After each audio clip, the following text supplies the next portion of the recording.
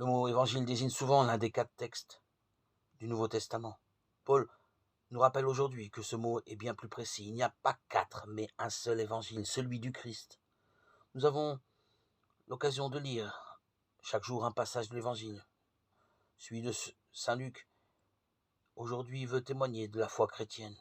La règle de la transmission que Paul explicite, je vous transmets ce que j'ai reçu, est normative pour la rédaction et l'écoute de l'évangile selon l'un des 4 évangélistes.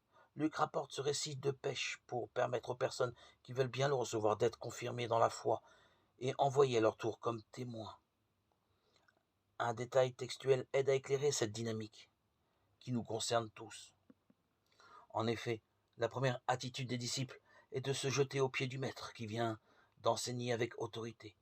Ce réflexe d'effroi n'est pourtant pas la bonne réponse à l'interpellation de Jésus qui, avec douceur et fermeté, corrige Pierre et ses compagnons. Loin d'être bloqué par la crainte, il s'agit en réalité de marcher à la suite du Christ.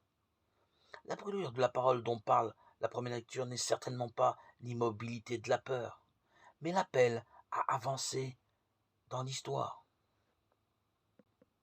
La proclamation de la parole ne veut en aucun cas nous figer. Au contraire, elle nous met en route pour communier au Christ.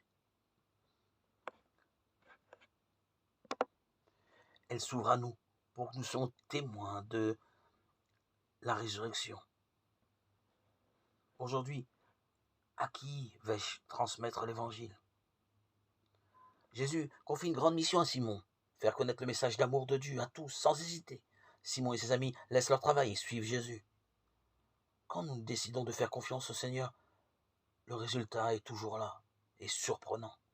Nous faisons ce que nous pouvons, comme Simon qui jette le filet une fois de plus. Et le Seigneur, quoi qu'il arrive, apporte son aide dans ce que nous faisons. La pêche est alors énorme.